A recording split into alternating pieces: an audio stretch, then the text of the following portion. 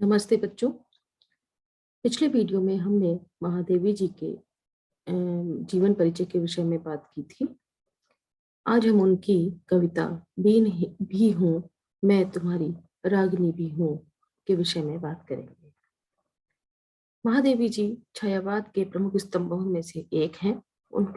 उनको आधुनिक मीरा भी कहा जाता है और महादेवी जी द्वारा रचित गीत हिंदी साहित्य की कविता की अमूल्य निधि है।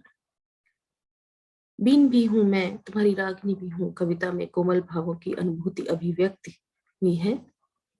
कवित्री प्रकृति के कण कण को सजीव मानती है, वह जड़ चेतन में अंतर नहीं करती।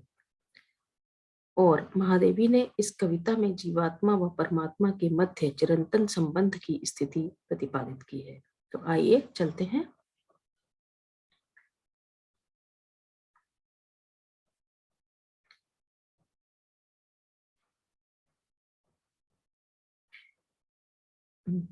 महादेवी जी का पहला पद। बीन भी हूं तुम्हारी रागिनी भी हूं, नींद थी मेरी अचल निस्पंद कण कण में, प्रथम जागृति थी जगत के प्रथम स्पंदन में। प्रलय में मेरा पता पद चिन्ह जीवन में, शाप हूं जो बन गया वरदान बंधन में। कुल भी हूं कुलहीन प्रवाहिनी भी हूं। तो देखते हैं इसके भाव। महादेवी जी अपने आराध्य को संबोधित करते हुए कहती हैं कि मैं तुम्हारी वीणा भी हूं और उस वीणा से उत्पन्न होने वाली झनकार भी हूं।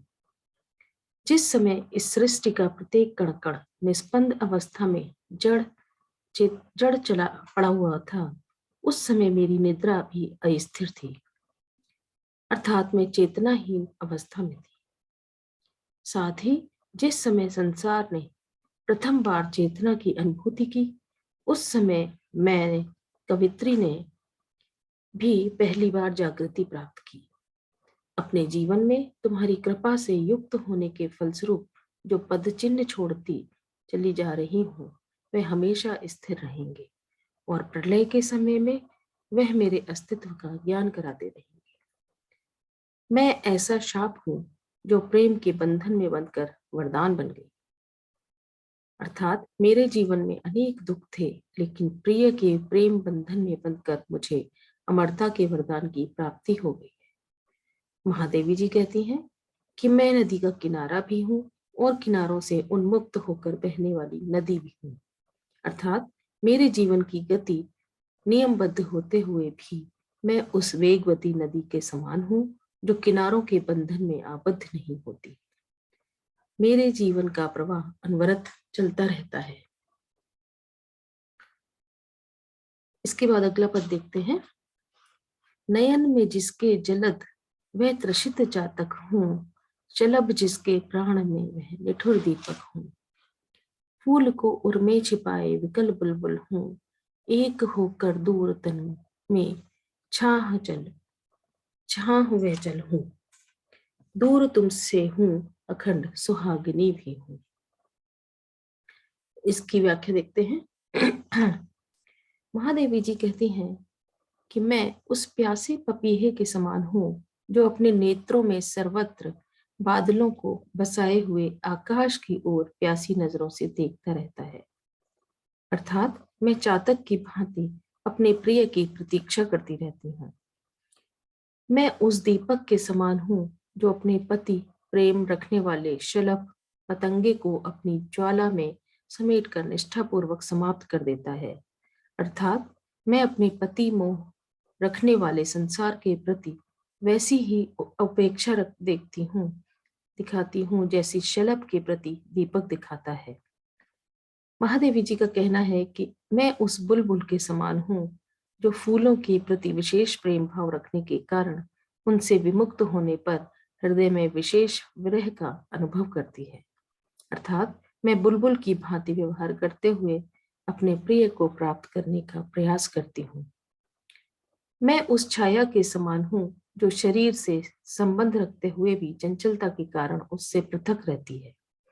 अर्थात मैं अपने प्रिय से उसी प्रकार भिन्न हूँ जिस प्रकार शरीर की छाया से भी उत्पन्न होने पर भी वह उससे अलग रहती है। अंत में कवित्री अपने प्रिय को संबोधित करते हुए कहती हैं कि यद्यपि मैं तुम्हारे पास नहीं हूँ, पर तुम्हारी स्मृतियां हमेशा मेरे पास हैं।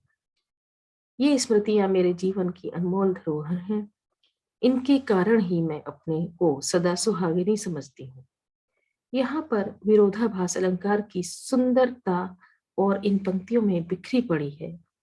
महादेवी ने इन पंक्तियों में प्रेम भावना में अलौकिकता का समावेश कर दिया है। अगली पंक्तियां को देखते हुए चलते हैं। आग हूं जिससे ढुलकते बिंदु हिमजल के, शून्य हूं जिसको बिछे हैं पांव बड़े पल के। पुलक हूं वह जो पला है कठिन प्रस्तर में, हूं वही प्रतिबिंब जो आधार के उर में। नील घन भी हूं सुनहली दामिनी भी हूं। तो आगे महादेवी जी कहती हैं कि मैं वह आग हूं जो ओस की शीतल बूंदें बरसाती है, और वियोग की अग्नि में जलते हुए भी मैं संसार को करुणा का दान देती हूँ। मेरी आत्मा का विस्तार शून्य की भांति अनंत होते हुए भी समय की सीमा में अभिव्यक्त हो रहा है। अर्थात मेरा जीवन समय की शून्यता के समान है, जो पल पल उसके गतिशील हो रहा है। कवित्री कहती हैं कि मैं कठोर पत्थर की पुलक हूं और प्रिय के हृदय में मेरा प्रतिबिंब है। मैं नीला बादल और स्वर्णिम बिजली भी हूँ। इसका अर्थ यह है कि जिस प्रकार नील वर्ण को शोभित बादल और कांतिमान बिजली आधार व आधेय के रूप में होते हैं, उसी प्रकार प्रिय या परम ब्रह्म आधार हैं, तथा कवित्री का या साधिका का संपूर्ण व्यक्तित्व उनकी कृपा पर ही आधारित है। इन पंक्तियों में विरोधाभास का चमत्कार स्पष्ट प्रतीत होता है, और कवित्री ने उससे आग से उसकी शीतल बूंदें की वर्षा तथा पत्थर की पुलक में की कल्पना भी की है। अगली पंक्ति में चलते हैं। नाश भी हूं मैं अनंत विकास का क्रम भी, त्याग का दिन भी चर आसक्ति का दम भी। तार भी आघात भी झनकार की गति भी, पात्र भी मधु भी मधुर विस्मृति भी। अधर भी हूं और स्मृत की चांदनी भी हूं। कवि कहते हैं, कवित्री कह रही हैं कि मैं नाश भी हूं और विकास की धारा भी हूं, अर्थात मैं कभी नष्ट नहीं हो सकती और सतत प्रगति भी करती रहती हूँ।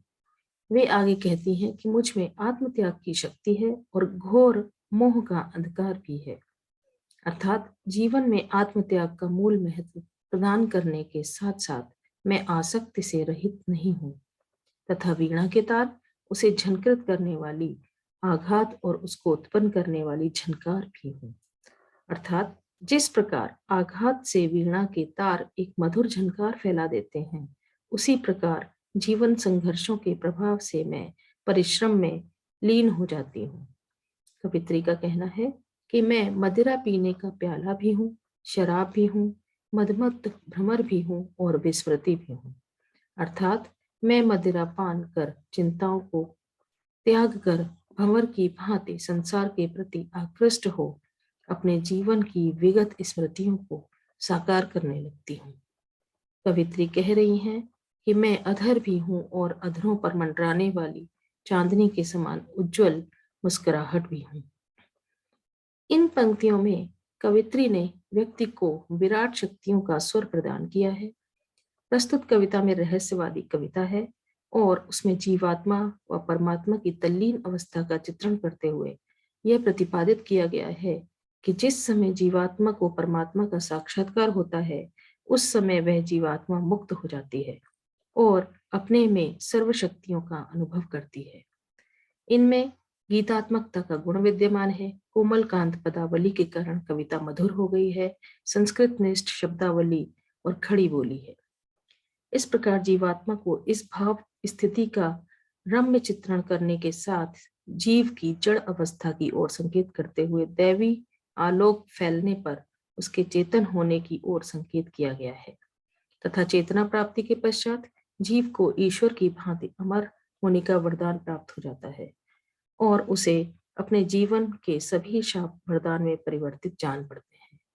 साथ ही इस कविता में श्रेष्ठ प्रतीकों की योजना भी है और विरोधाभास तथा रूपक अलंकार का बहुत ही सुंदर चित्रण हुआ है। धन्यवाद।